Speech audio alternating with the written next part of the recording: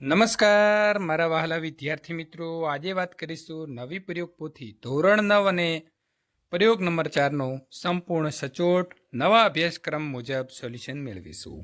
એ પહેલાં ચેનલની અંદર પ્રથમ વખત આવ્યા છો તો વિદ્યાર્થી મિત્રો ચેનલને ખાસ સબસ્ક્રાઇબ કરી દેવી।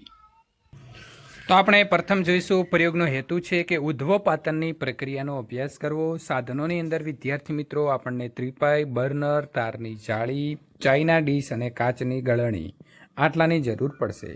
પદાર્થોની જો વાત કરવામાં આવે તો ઘન, એમોનિયમ ક્લોરાઇડ અને રૂનું પૂમડું બરાબર છે, તો એની જરૂરિયાત આપણને પડશે।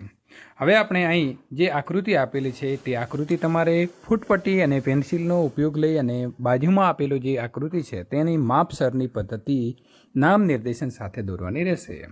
પ્રયોગ પદ્ધતિ: થોડો એમોનિયમ ક્લોરાઇડ એટલે કે નવસાર લો અને તેનો બારીક ભૂકો કરી તેને ચાઇના ડીશમાં નાખો। તેના ઉપર આકૃતિમાં દર્શાવ્યા મુજબ કાચની ગળણીને ઊંધી કરી ચાઇના ડીશ ઉપર બંધ બેસતી ગોઠવો।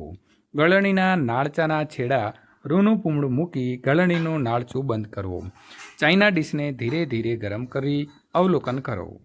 અવલોકનની વાત કરીએ તો ચાઇના ડીશને ગરમ કરતા એમોનિયમ ક્લોરાઇડ એટલે કે નવસારનું સીધું વાયુ સ્વરૂપમાં રૂપાંતર થાય છે, જે ગળણીના નાળચાના ભાગે ઘન સ્વરૂપે જમા થાય છે।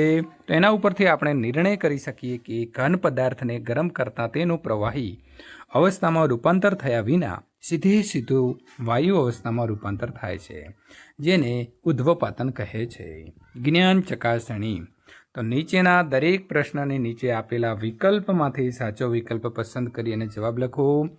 નીચેનામાંથી સૂકા બરફનું અણુસૂત્ર કયું છે? તો CO2S બરાબર, તો સાચો જવાબ શું આવશે? સી। નીચેના પૈકી કયો પદાર્થ ઉધ્વપાતન પામતો નથી? તો સોડિયમ ક્લોરાઇડ એટલે કે સાચો જવાબ આવે છે બી। પ્રશ્ન નંબર 3, તાપમાન વધારતા દ્રવ્યના કણોનો શું ફેરફાર થાય છે? તો ગતિ ઉર્જા વધે છે। પ્રશ્ન નંબર 4, પ્રવાહીને એક પાત્રમાંથી બીજા પાત્રમાં રેડતા શું જોવા મળે છે? તો સાચો જવાબ આવશે સી, તેનો આકાર બદલાય છે પરંતુ કદ બદલાતું નથી। વ્યાખ્યા લખવાની છે ઉત્કલન બિંદુ, તો જે તાપમાને પ્રવાહી ઉકળે તે તાપમાનને ઉત્કલન બિંદુ કહે છે।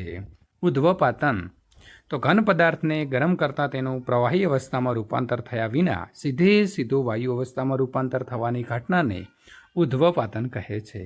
ઘનતા: તો પદાર્થના પ્રતિ એકમ કદના દળને ઘનતા કહે છે। તો ઘનતાનું જે સૂત્ર છે શું છે? તો દળ ભાગ્યા કદ।